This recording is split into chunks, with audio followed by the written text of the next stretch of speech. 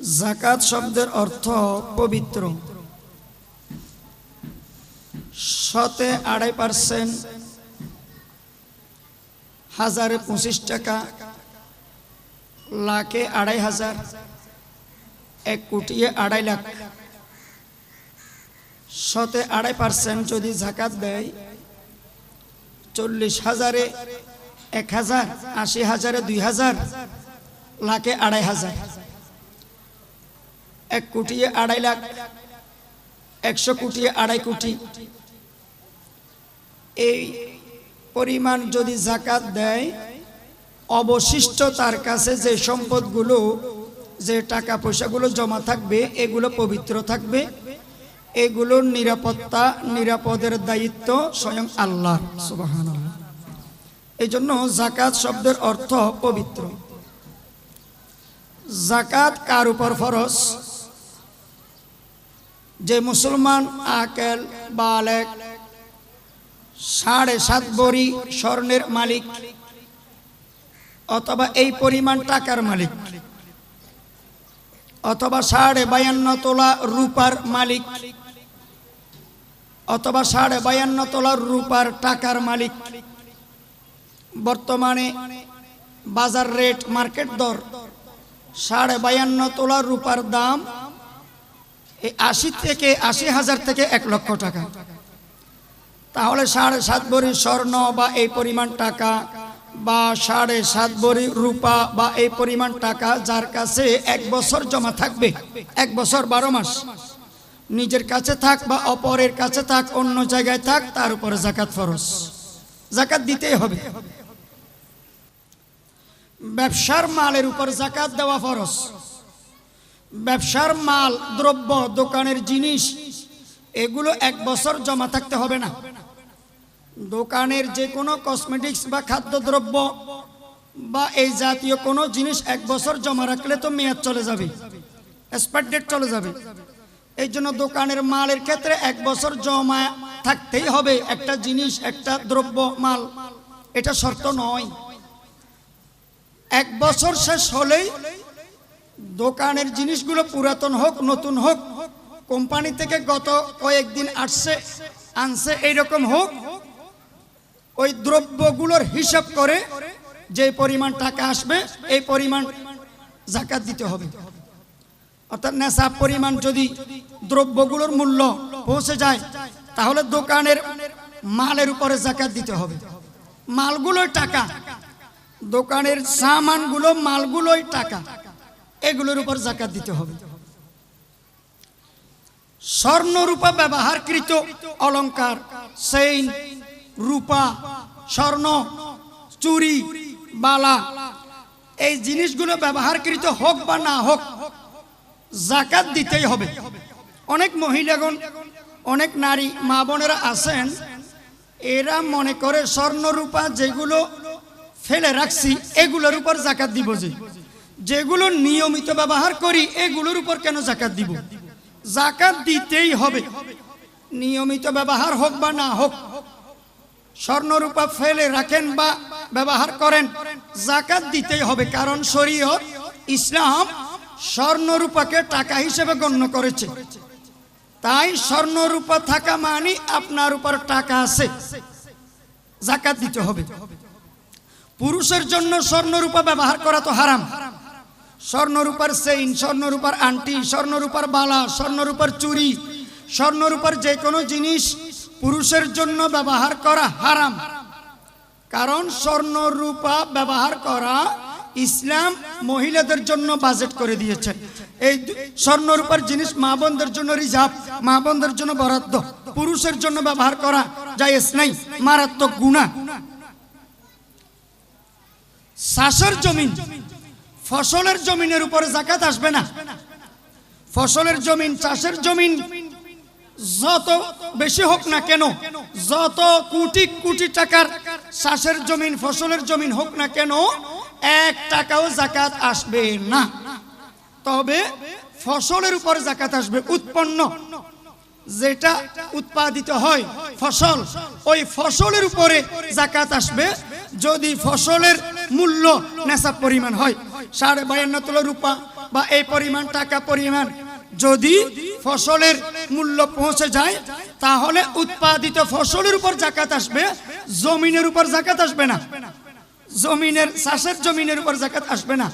তবে প্লট জমিন, ব্যবসার জমিন, প্লট জমিন হলে ওই জমিনের মূল্যের উপরে যাকাত আসবে।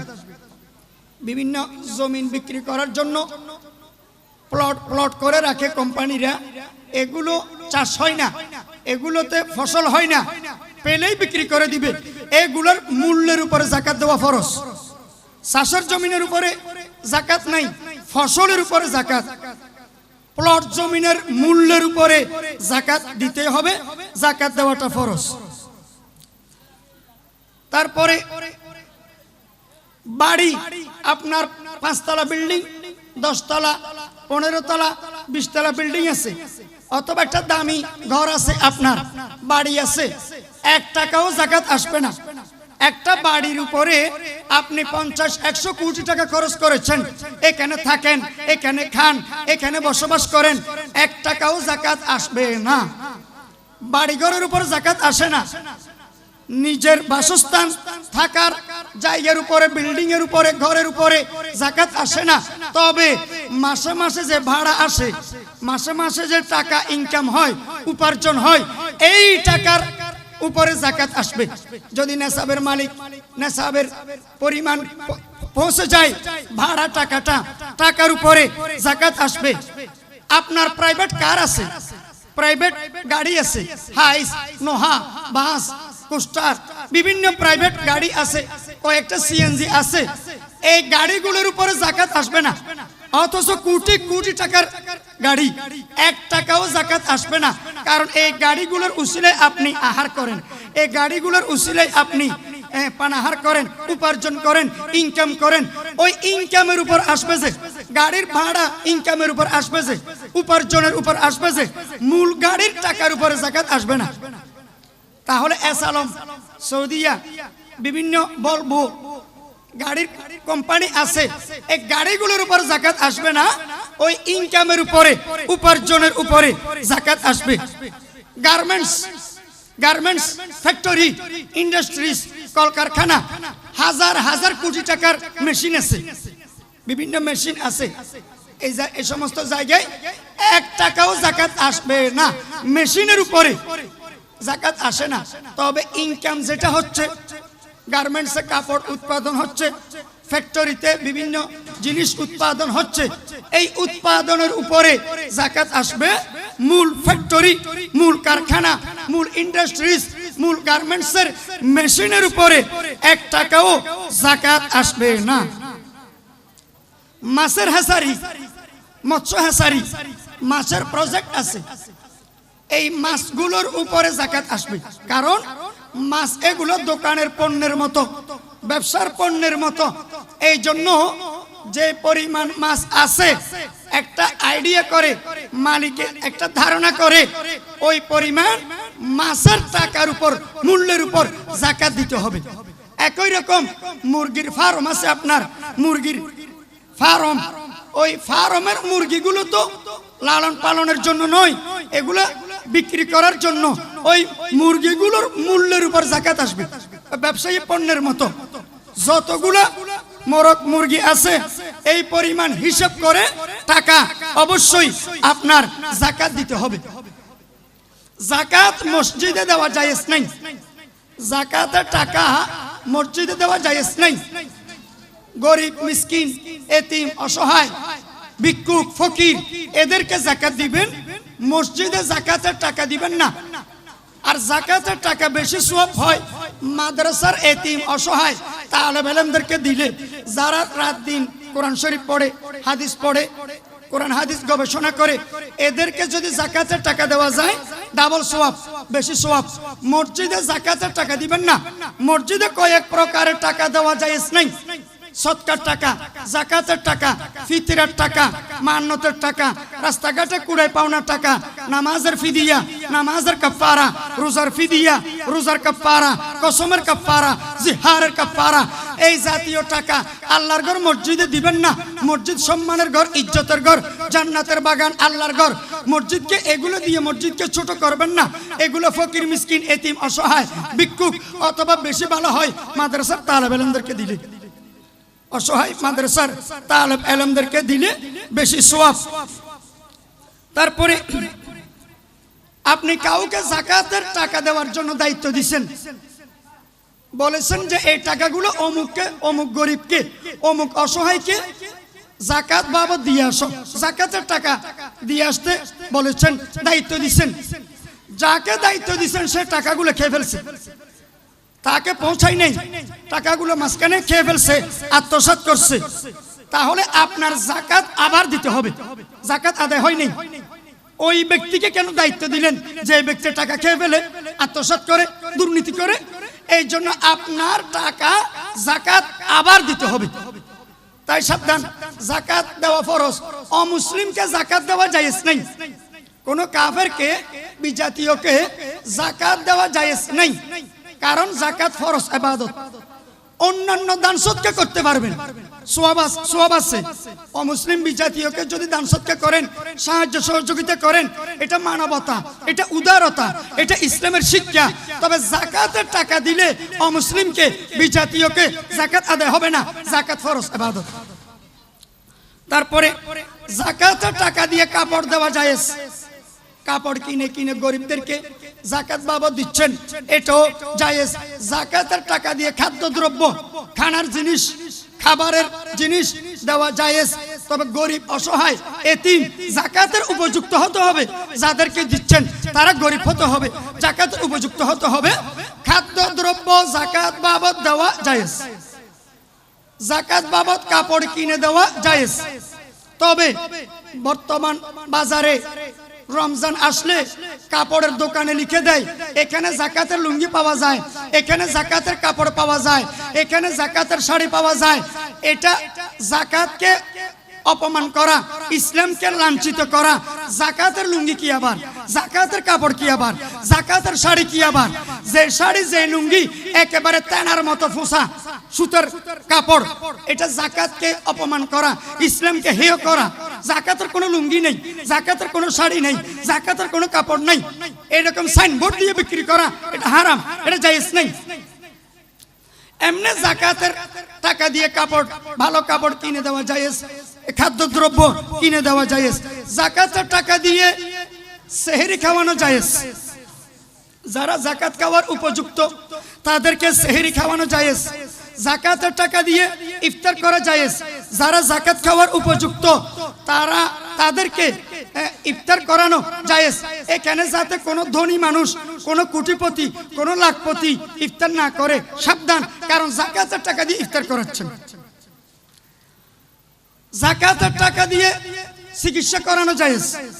কোন ব্যক্তি ওষুধ কিনতে পারে না, চিকিৎসা করতে পারে না, অসহায়, দরিদ্র, গরিব, চিকিৎসার টাকা নাই, অপারেশনের টাকা নাই, আপনি যাকাত বাবদ তাকে চিকিৎসার জন্য, মেডিসিনের জন্য, অপারেশনের জন্য টাকা দিলে যাকাত আদায় হয়ে যাবে।